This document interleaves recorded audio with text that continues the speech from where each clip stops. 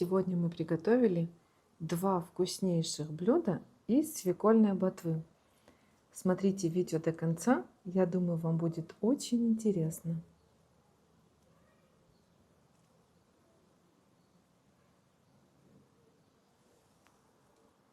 Добрый день, друзья! Сегодня на нашем канале Вартрос мы будем готовить два очень вкусных домашних рецепта со свекольной ботвой. Для наших блюд, для нашего рецепта понадобятся нам такие ингредиенты. Конечно же, свекольная ботва, что стебли, что листья. А для первого рецепта мы будем использовать стебли свеклы и маринад. А для маринада мы берем соль, сахар, перец горошком, лавровые листья, уксус, подсолнечное масло, чеснок и очищенная вода. А для второго рецепта мы будем использовать нежные вкусные листья свекольной ботвы. Пожарим с луком и с яйцом. Это очень вкусно, друзья. И, конечно же, подробный рецепт я напишу в описании под видео, чтобы вам было удобно сохранить и готовить по такому рецепту. Первым делом мы отделяем ботву от свеклы. И далее я покажу, что мы будем делать. Вот так нарезаем. И вот эту вот грубую часть мы будем использовать для маринада, а листья мы оставляем пока в сторонке. Если вот эта грубая наша часть длинная, мы нарезаем напополам, вот на такие кусочки. И отправляем в воду, чтобы хорошенько промыть. И так поступим со всеми стеблями. Стебли в воду, а листья отдельно. Листья мы будем использовать в самом конце. И видите, когда мы нарезаем, тут есть такие вот ниточки. Вот так мы отделяем эти нитки. Вот так. Эти нитки нам не нужны. И отправляем в воду.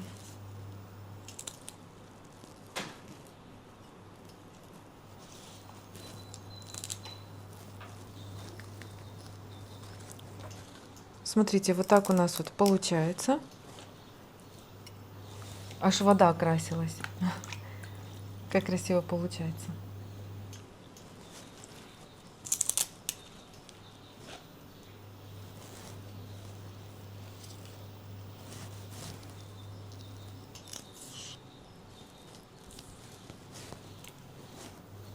Стебли готовы. Теперь заливаем полностью водой, чтобы хорошенько промыть. Сливаем воду и будем отправлять. Уже смотрите, вода хорошо кипит. Отправляем прямо в кипяток. Буквально на 3-4 минутки. Так как у нас стебли молоденькие, можно даже меньше. Это надо смотреть по грубости стебля. Если стебли толстые, то их нужно дольше отваривать. Если тонкие, то меньше. Засекаем время 3 минуты. Хочу обратить внимание, что в воду мы соль не добавляли, так как мы будем готовить маринад, поэтому соль не нужна.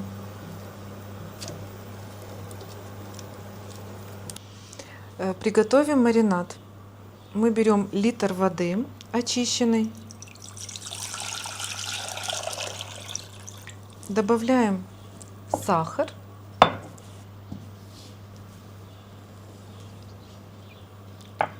соль, лавровые листья и перец горошком. И отправляем на плиту, чтобы растворить соль, сахар и закипятить воду. Смотрите, прошло 3 минуты, и стебли стали мягкие. Мы уже выключаем плиту и отправляем на такое ситечко. И далее я уже приготовила холодную воду. Мы будем отправлять стебли в холодную воду, чтобы остановить процесс варки, чтобы стебли были хрустящие.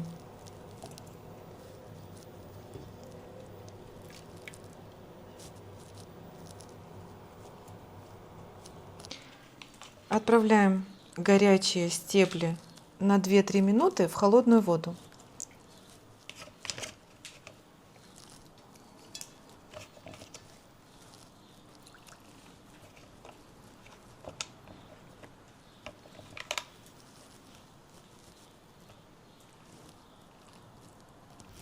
Маринад закипел, соль, сахар растворились, и мы выключаем плиту и оставляем до полного остывания. Это мы так готовим такую ароматную воду для маринада.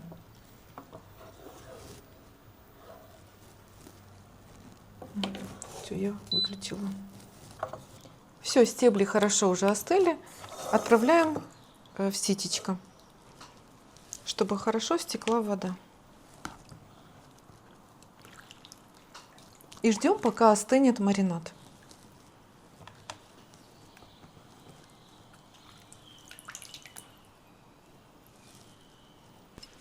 Очищаем чеснок для маринада. Будем использовать одну головку чеснока. Среднюю такую головку, небольшую. И далее мы уже приготовили, промыли зелень. Будем использовать сегодня сельдерей и укроп. Я еще взяла острый перец. Будет очень ароматная, пикантная свекла, свекольная ботва. И теперь нарезаем чеснок напополам. Если мелкие зубчики, то можно так целиком тоже оставить. Вот так на дно кладем. Я взяла вот такую миску. Мы тут будем собирать нашу маринованную ботву. Я далее взяла сельдерей, листики с укропом. Так, кладем на дно. Будем собирать маринад послойно. Далее берем острый перец. Я тщательно промыла.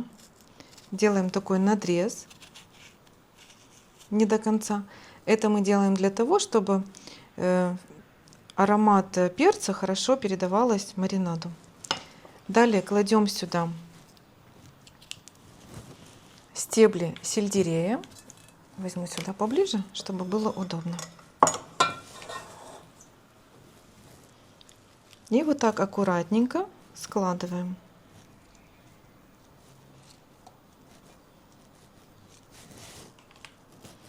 Первый слой сделали. Далее то же самое. Слой чеснока, зелени. И в конце мы будем заливать уже маринадом. Добавлю еще немного сельдерея.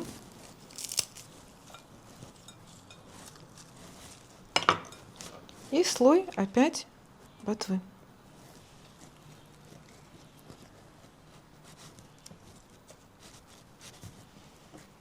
И вот смотрите, мы так послойно собрали.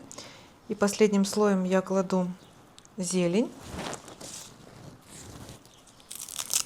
И еще один перец. И за это время уже маринад хорошо остыл. Уже можно добавлять остальные ингредиенты. Это у нас будет подсолнечное масло и уксус. Я сегодня использую яблочный уксус, а также можно использовать любой уксус, который вы любите. Пропорции процентности уксуса я напишу в описании под видео. Яблочный уксус у нас 6%. Все, смотрите, какая красота у нас получается. И теперь в этот маринад добавляем подсолнечное масло. Подсолнечное масло дает красивый блеск овощам, поэтому и смягчает вкус. Поэтому я стараюсь в маринад добавлять подсолнечное масло. И уксус добавляем уже в остывший маринад, не в горячий. Тщательно перемешиваем.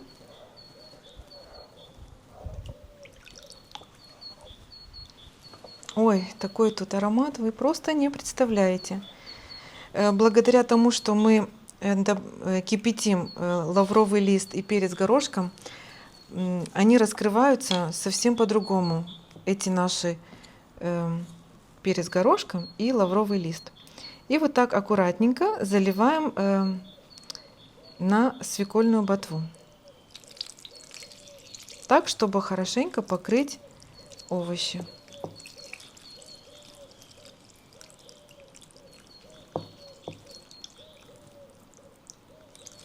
Вот так у нас получается. Залили полностью маринадом. Накрываем тарелочкой. Далее накрываем крышкой. И отправляем в холодильник на 10-12 часов. И через 10-12 часов уже можно пробовать, кушать. Друзья, это очень вкусно. Теперь приступим ко второму рецепту с листьями свекольной ботвы. Я набрала холодную воду в миску. И теперь будем замачивать и хорошенько промывать свекольные листья.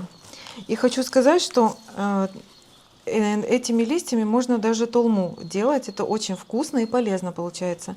Но мы сегодня будем готовить горячее блюдо с яйцом. Очищаем и нарезаем на мелкие кубики лук. Лук я беру 2 штуки, потому что, видите, они у нас достаточно маленькие. А если будет крупный лук, то можно использовать и один крупный лук. Вот эту зеленую часть тоже мы мелко порежем. Тоже на квадратики, на кубики.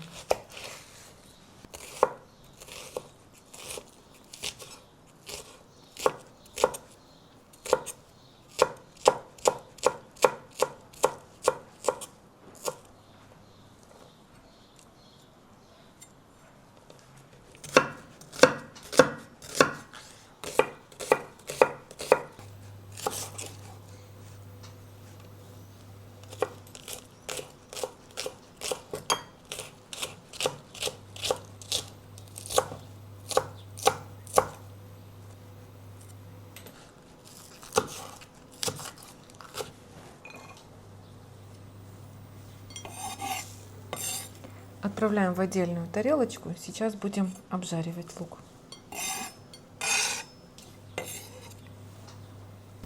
Подогрели сковородку. И будем сегодня лук обжаривать на топленом масле. А также можно обжаривать на смеси подсолнечного масла со сливочным. Добавляем полную столовую ложку топленого масла. Распределяем по сковородке. Уменьшу немного огонь, нагрев, чтобы равномерно обжарить лук. И обжариваем до золотистого цвета, до мягкости лука. А пока будем обжаривать лук, сейчас займемся свекольной ботвой, листьями свекольной ботвы. Хорошо отмочили листья свекольной ботвы. Теперь сливаем воду, промываем и будем нарезать. Ай, правильно, Ануля. Немножко надо перемешать лук. И теперь пришло время нарезать листья свекольной ботвы. Нарезаем на такие вот кусочки, полоски, видите, чтобы удобно было после приготовления кушать. Не сильно крупно, не сильно мелко. Вот так вот. Вот эти нежные части тоже оставляем. Они очень вкусные, когда приготовятся. Смотрите, мы обжарили лук до такого состояния. И теперь уже можно добавлять листья свекольной ботвы.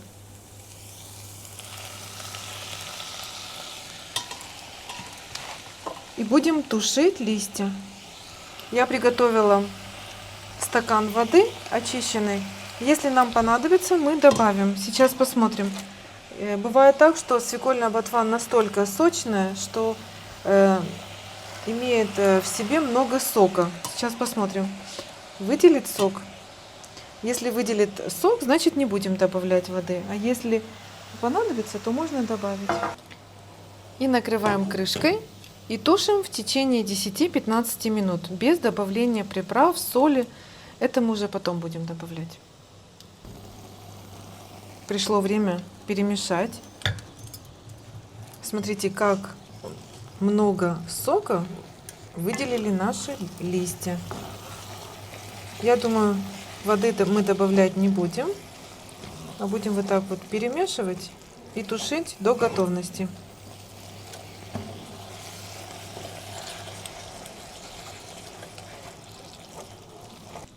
Нарезаем кинзу. Вот смотрите, такой большой пучок кинзы.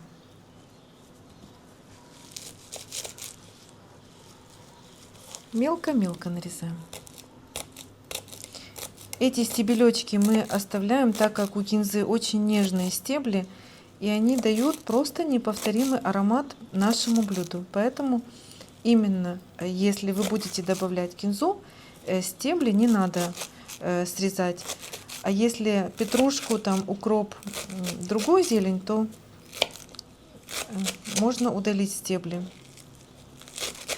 Но именно со свекольной ботвой кинза — это идеальное сочетание. И пришло время добавлять специи. Мы будем добавлять соль и черный перец.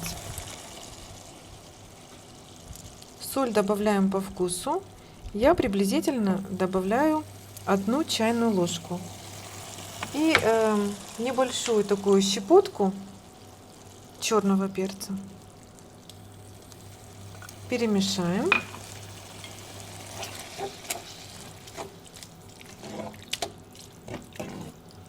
И добавим зелень кинзы. И вместе с кинзой протушим где-то 3 минутки, не больше. Перемешаем, накрываем крышкой и подготовим за это время яйца. Теперь разбиваем яйца. Будем использовать 3 яйца.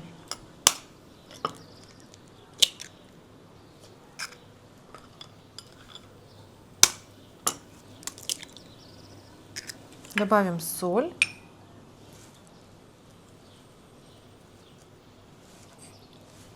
И вот так тщательно перемешиваем.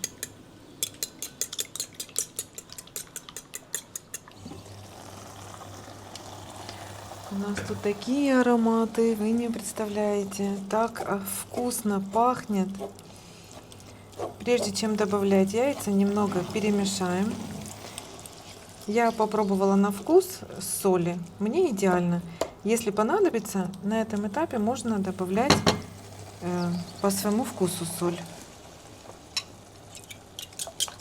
Еще раз перемешаем яйца. И вот такой вот тонкой струйкой заливаем по сковородке.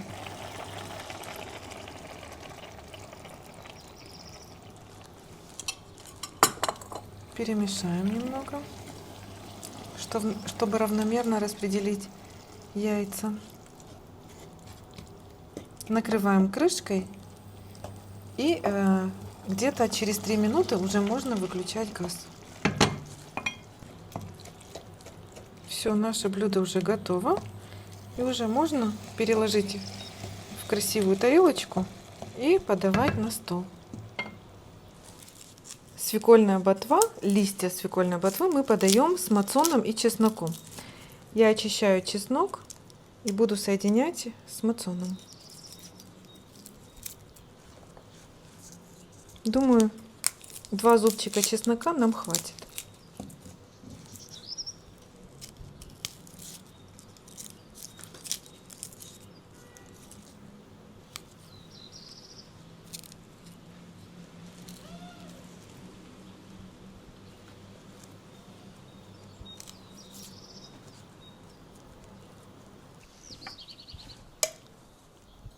Отправляем в отдельную тарелочку мацон. Также можно использовать вместо мацона сметану. Выдавливаем чеснок.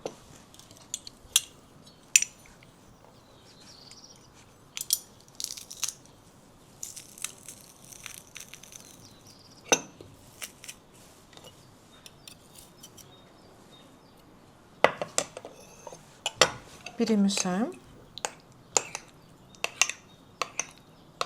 И можно подавать на стол. Перекладываем на красивое блюдо для подачи.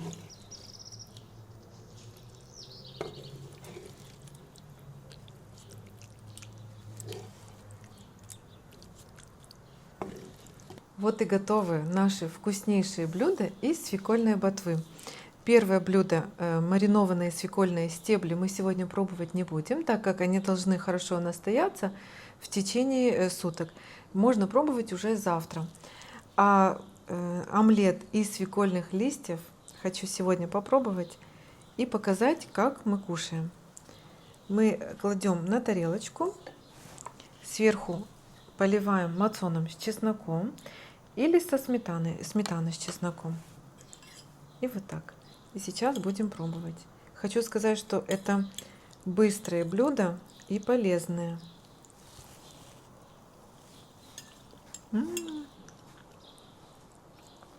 Друзья, это очень вкусно. Обязательно пробуйте по такому рецепту. Вам очень понравится, и вы будете часто готовить. Спасибо, что были с нами. До новых незабываемых кулинарных встреч. Впереди вас ждет много вкусных, полезных и проверенных рецептов.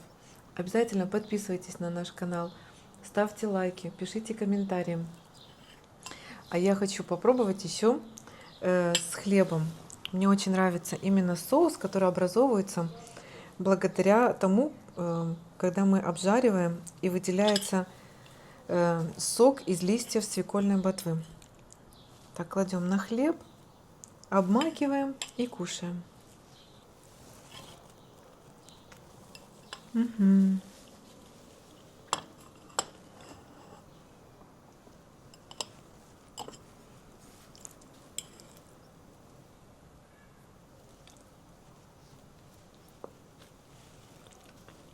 Это так вкусно, вы просто не представляете.